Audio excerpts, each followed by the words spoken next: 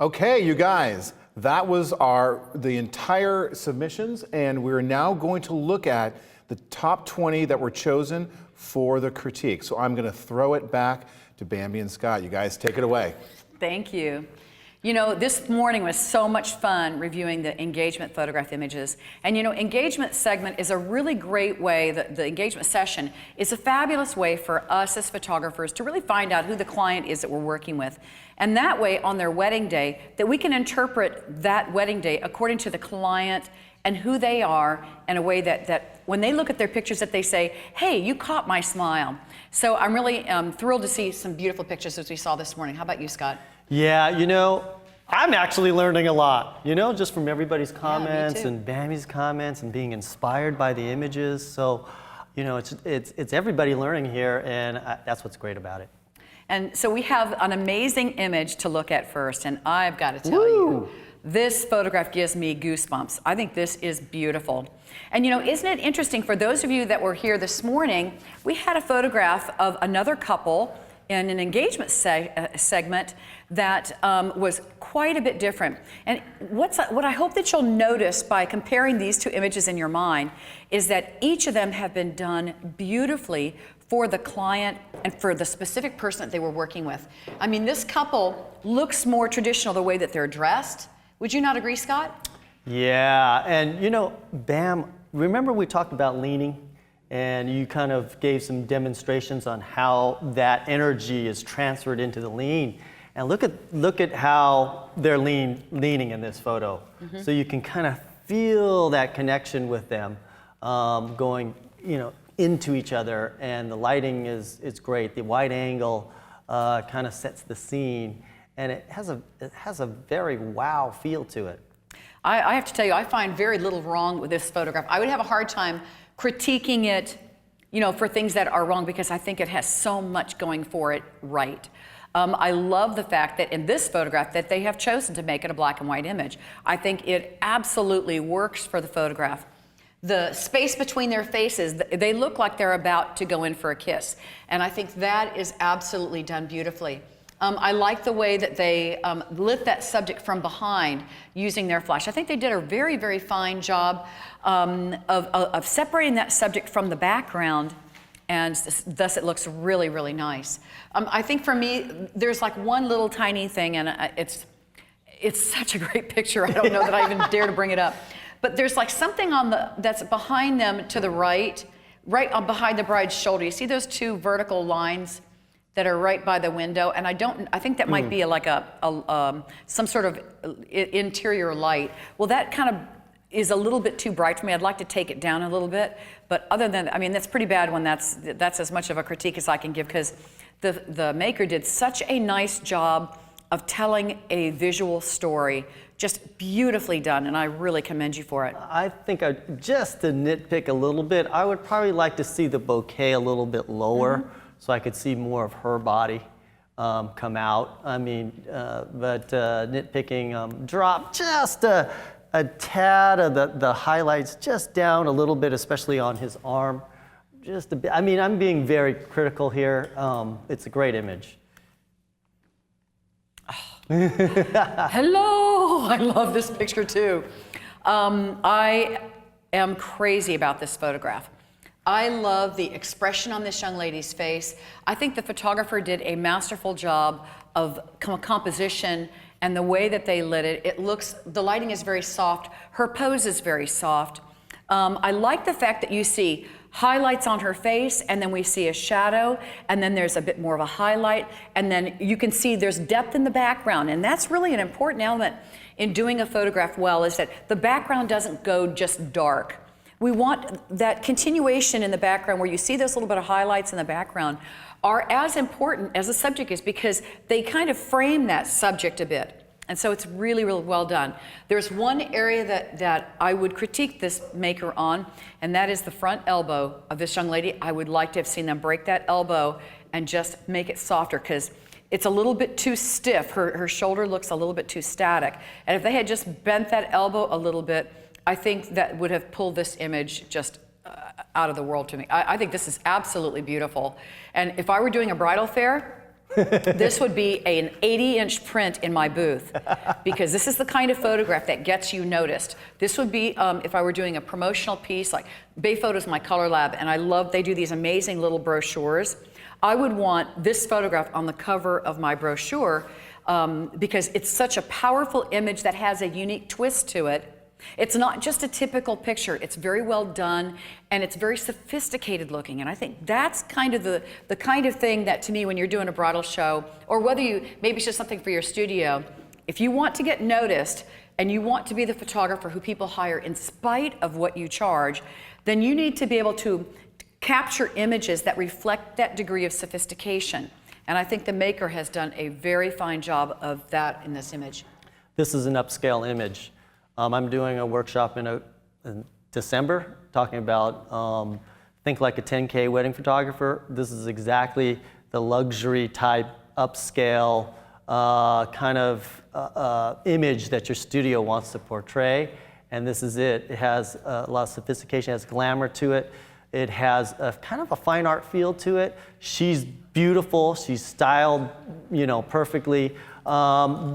The one little nitpicking here, I love the way it's post-processed and the tones are great. And when you're posing and you're doing a profile of the bride, what this photographer did, it's very important that you see the shape of the bride and it's not covered.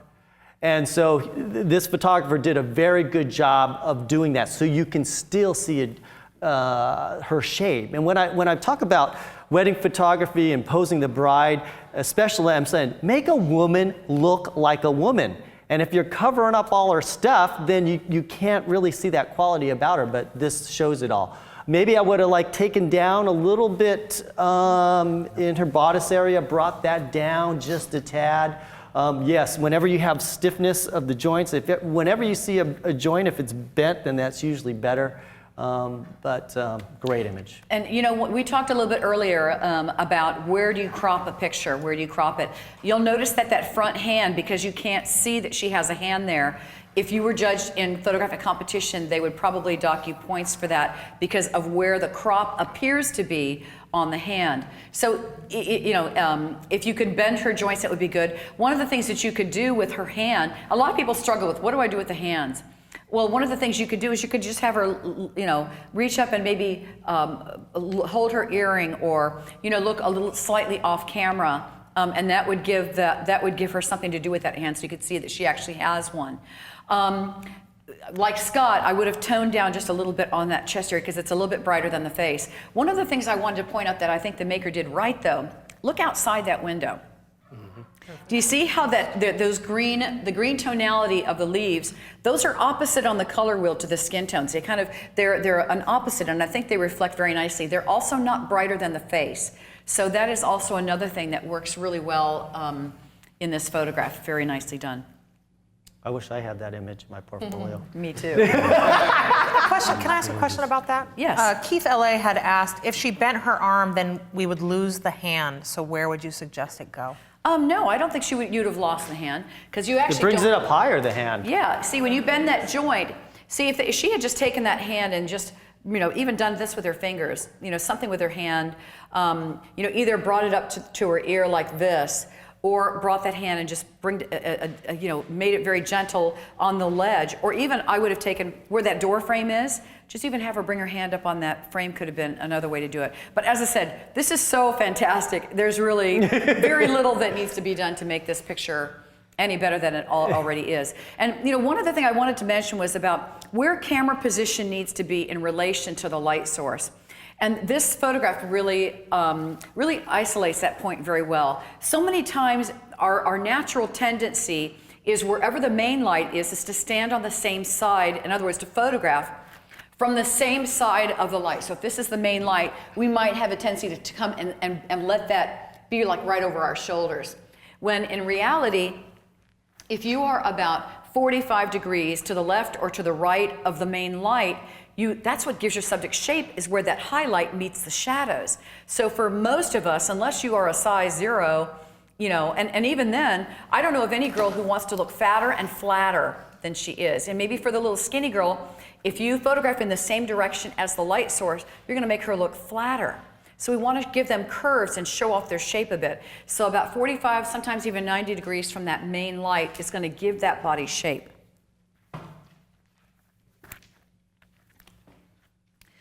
Okay, this is many of our clients these days. We have the population in America, we have larger brides to work with, and we want to give them dignity, and we want to showcase them in a way that is going to make them look beautiful.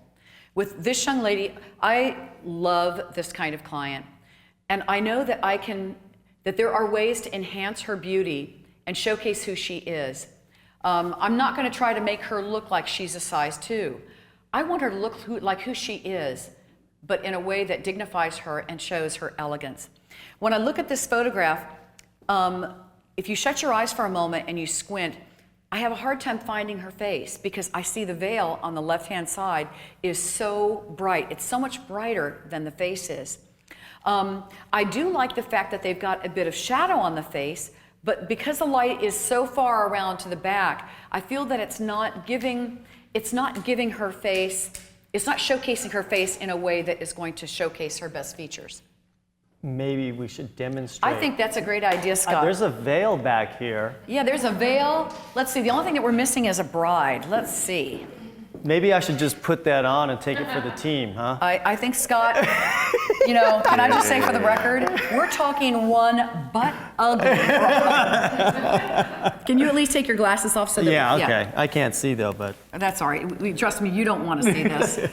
What's your solution for butt ugliness? What was that? What's your solution for butt ugliness? Very few people qualify for that, but this is a look, let me tell you, ain't good for anybody. Here, go out here, cutie. Okay. It's beautiful. Okay, so let's see if I can bring this light source around without, destroying anything. yeah, I'll probably knock Prince down. See, I almost did it that time. Okay, so what we're gonna do is we wanna show you, just using a single light source, some things that you can do to make a subject to really enhance their features. As I mentioned, my favorite, like for a portable light source, I love the Gergionis Ice Light. That is such a fantastic light source because it's a soft light, but it's very directional. And that's an important light source when we're working with a plus-size bride. Because we want to showcase that beautiful face, and if we photograph on the shadow side of the body, we can really enhance her beauty and give her body shape and minimize areas that might be something that she may not want to show. So we're just going to use this little light source because we happen to have it on hand, which was good. Okay, so what I want you to do is you're going to see how this is going to look. C. Welsh photo says when Scott signed up for critique, I'm sure he did not imagine he'd be a bride today. Okay, we have a lot of choices when it comes to the way we light our subject. Flat light means that we're going to photograph that subject from the same direction as the light source, as you can see with Scott. So the light is crossing the whole face, and if I were to stand and photograph him from the front of his face, then that's going to make him appear larger. And it's going to make him look fatter and flatter than he is. So what I want to do, though, is I want to use my light source effectively and move it. I need some help. Steve-O, come here for a second, cutie. I'm going to have you. It could be a light stand. Yeah, we got a light stand would be great, but this is a human light stand. Okay, so basically what I want to do is, now let's see. So now my choice is, Scott, let's see what I want to do here. Let me have you turn your feet towards me this way. By the way, did you notice where did I stand in relation to him when I asked him to do that? I stood right in front of him to tell him to turn and said, turn your feet towards me. Why? Because it gives him an absolute visual cue as to exactly where I want him to go. So there's no question, because if we just use words like left or right, turn left, well, who's left and who's right am I talking about? And how far? So this gives him an absolute place to go to. So now that I've done that, okay, Scott, I want you to separate your feet for me about a shoulder's length, and you're gonna push your hip towards my hand here. Now, by the way, did you notice I don't have to touch him to get him to do that? And that's important because not every client wants us to be touching them. So the next thing I can do, now you notice that we're kind of shooting into the shoulder here. So we wouldn't want to do that. So now my question to you is, where's camera position in relation to that light? So for me, camera position might be somewhere in this area. So Scott, I want you to turn your face this way. Beautiful. And hey, Steve-O, scoot that way just a whisper. See as he does it, see how we're starting to get a bit more of a shadow here? Now this is hard. Can I have you come closer? Because we have so much regular light here, so much light, it's hard for you to see the shadow. But now, you can see that shadow right here, correct? So now, if I were photographing him from this side of his face, I can actually get a better image. Now, Scott, the next thing I want you to do is with your chest, I want you to lean towards me this way. Beautiful. Keep your back straight. Gorgeous. Stay right there. Lovely. And now I can photograph him from here. I could also stand. Let me have you sit on the edge of that chair right there. I can't. Okay, right here. Can I? Whoops. Be careful, Scott. Hey, Scott, come up, and you're going to sit on your thigh like I showed you earlier today. Beautiful. Oh, that looks 1,000 times better. And actually, if you just, can I have one of you guys? I want you to see how this looks from here, from this camera position, because that right there, we don't have to see this really butt ugly face too much. You poor thing, this is right in your ear. Yeah. So, but the moral of the story is by photographing from the shadow side of the face, and it gives it direction. See how we have those nice highlights right there, because we want to show the shape of the face. We want to show that person's natural beauty with that, but we don't need to see every single thing about them. So for instance, if I were photographing this beautiful young lady right here, this is the kind of lighting that I might want to do with her in the context of the way they've used the veil over her and such. Does that make sense to you? Yes, love. So you're photographing on the shadow On the shadow side of the face. But are you focusing on that eye over there? Yes, exactly. I would focus on this eye. That's a great question because, and the reason that's important is that you want to, as a general rule, we tend to look for the eyes to be sharp. If they're not sharp, we don't like the picture. We go, there's something wrong. There's a problem with that picture. So I would want to shoot from this angle. One of the other things that I would do with this young lady, and this is really critical. Can I have you guys, and I'm going to demonstrate it on myself here, Pumpkin. Let me have you just, you can take this off now. But I want to demonstrate this on me. And what I need is I need some help from my video crew. If you just photograph me, okay, come straight this way. And now I want you to lower your camera angle, the video camera angle, and I want you to see, the more you lower it, the more you start seeing this. And I'm tucking my chin a little bit, okay? Is that a good thing or a bad thing? Bad. That's a bad thing for anybody. And especially if we have any weight on us, we need to get rid of this. So now what I'd like you to do is I'm gonna have you let's raise that video, your video camera there, and I want you to see what happens. The higher you get, now go back over here where you were, cutie. And now, do I have a shadow on this side of my face right here? Yes. Okay, and raise it higher. Not you, you're perfect. He says, I know. Keep raising it.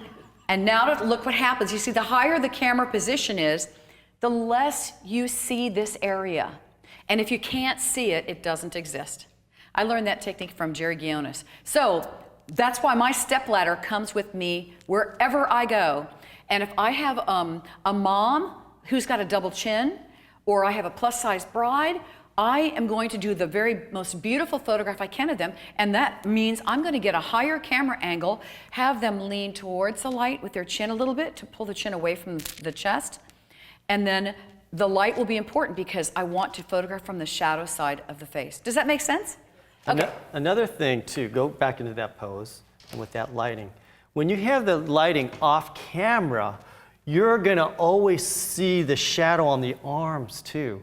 And that shadow will help contour and show the shape, and so it won't look as wide.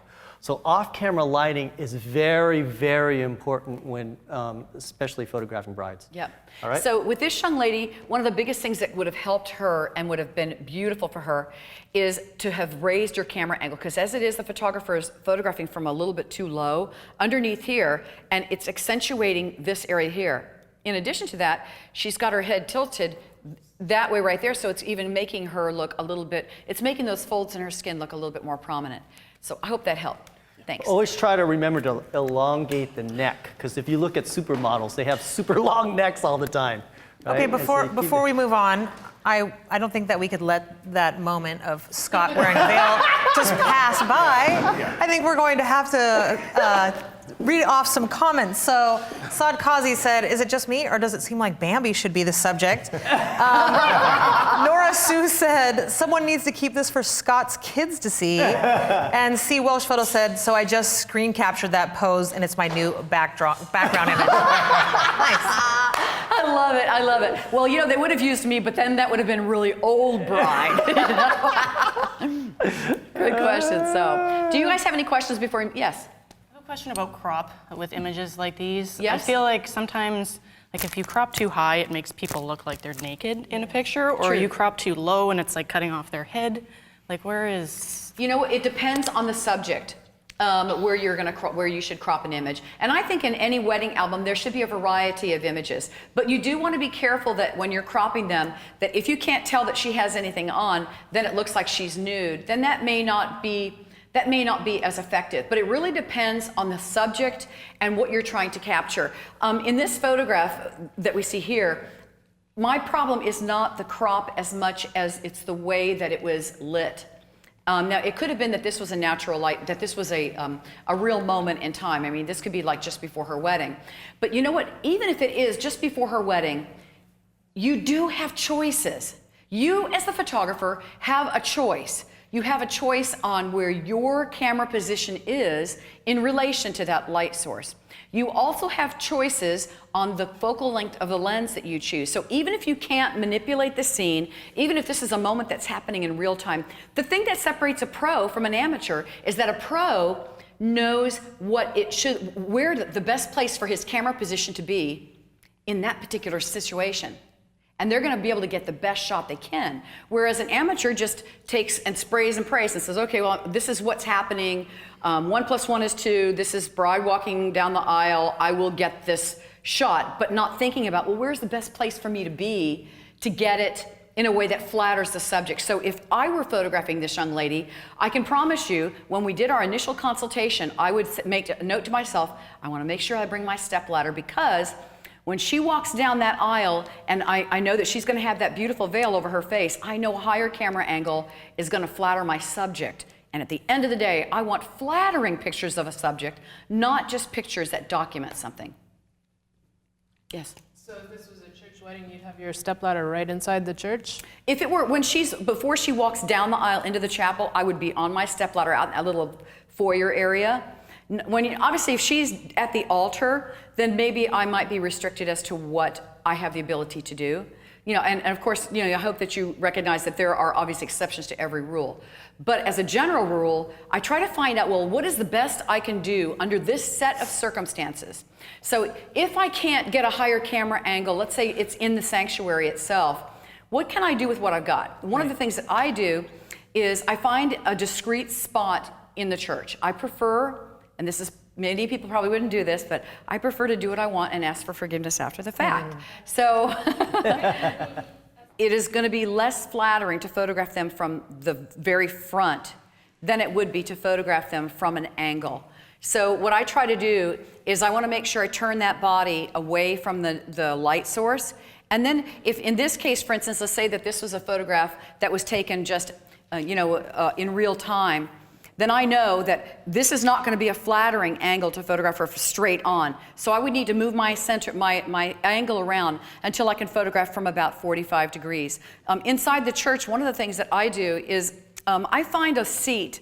You know, there's 2 rows that are dedicated to families in the front. One of the things that I generally will do is if it's if they are restrictive on where we can be, is I will find that second row. I'll walk up to the people in the second row before the ceremony, and I'll say, hi. I said, I'm Bambi Cantrell. I'm the photographer, and the bride and groom have requested that I sit in this seat. Would you do me a huge favor? Would you do me a huge favor and save my seat for me? Sure, you got it, no problem. Exactly. Now, first of all, what did I just tell that guy? I said, move your butt over, right? And so the good thing is because I've made friends with him, I go, oh gosh, I feel so bad. The bride's requested that I sit in this seat. And then and so then the cool thing is that they will save me a little seat. I've never seen a minister ever tell Grandma or Aunt Martha or anybody sitting in that seat that they cannot take pictures. with any camera. But they will tell us, if they see us walking down, okay, you're a photographer, you look like a photographer, so I try to keep a low profile. It's not my goal to be disrespectful, and it's very important that I keep a low profile, which is why I want that seat. Because I want to be able to get a great angle and do my clients justice without creating, something that's going to be inappropriate for clients. Another thing too, talking about camera angle, a lot of the newer cameras like my Sony A99, what they're doing is they're having tilt displays on the camera itself. And I'm now, because of a short guy, I'm constantly using that and just raising my camera, and I can still see what my camera's doing by tilting my screen down and looking at it, and it's a great advantage for taking higher angles. So sometimes, it's great to embrace the newer technology that's out there. Use it to your advantage. And it also helps, by the way, for you ladies out there, this is just a little fashion tip. I'm 5'1". I always wear platforms. I changed my shoes because I wanted you to see what I wear for a wedding. These are shoes, they're a pair of sandals made by a designer called Robert Clégeret. They are so comfortable, I can run in them. They're literally something I can run in, and this gives me another 3 inches at least in height. So I'll wear these all day at a wedding, and they're very, very comfortable. So I believe it's important to invest in a good pair of shoes that allow you to do your job better. And for me, when you're only 5'1", I got to do something. So my ladder goes with me, but in addition to that, I try to give myself a little bit of extra height by wearing a pair of heels. And I always wear heels. I don't ever wear flats to a wedding. I love the expression on this young lady's face. It is absolutely beautiful. I really like she has this wonderful look of question in her eyes. I'll tell you what's really pulling me back on this picture is the treatment. I think that they've over-treated it. I don't know whatever texture but whatever kind of treatment you're using. But in my opinion, it's a little bit too much. And I think it looks a bit gimmicky. And you have to be really careful when you add texture screens or when you soften pictures, because what happens is if it's too much of a good thing, it starts looking like a Photoshop trick. And those become dated very, very fast. And then people don't look at you as a pro, they look at you as somebody who just overdoes. It's like too much sugar, on your Captain Crunch. It's just too much of a good thing. When I use a treatment that's a little bit not normal, like in this case, they're trying to, make it soft and artistic, I don't have the subject looking at the camera. So if I were to use this treatment, maybe give it a texture and whatever, I would probably have her close her eyes, and it maybe pull off a little bit better when I'm using a more aggressive post-processing style of treatment. I love the beauty in her face, and that's what captured me about this image. But again, just the straight up and down of this, her expression is gorgeous. So even if I just had her kind of leaning down and looking over towards the camera and getting a little bit of angle and flow with the lean, I think it would have been outstanding. Because as it is, her face is so beautiful, but in my mind, it's like, okay, the photographer just happened to catch this shot, and it needs to be crafted a little bit more to make it a masterpiece. Mm-hmm. But so close. Yeah, and the other bride that we just saw, the little plus-size bride, this is a better camera angle for her. This would have been a much prettier, it would make her look a much prettier photograph for her. It also makes me a little uncomfortable where the hand is placed in this shot. I see a bit too much of the back of the hand, but still, this is a very pretty image, and I'm not trying to minimize, if the makers out there, you did a nice job, and I love the expression. The expression is very much, she looks excited with her eyes, and I don't think people have to have this big toothy grin on their face the whole day, to show some excitement, and I think you've done a nice job. And this is kind of the case where I think just because you can do it doesn't mean you should do it. So in this particular situation, I can see how they're going for, the great scenery and the water and wanting to catch that, all that in there, but they're going with a very kind of detailed shot. And then I don't think it represents the emotion, the romance that they're trying to bring out of this photo. So you've got this very romantic feel, but then a very kind of commercial, super detailed color, and so I think it just kind of is mismatched. So I would probably, if you're going to go with that kind of feel and expression with the brides, then I wouldn't have went so heavy with the HDR feel. I might have even gone natural light and cropped in closer, or you got to get that light off of the subject a bit more and show some shadow in there. And so I just think it's kind of a mismatch feel there.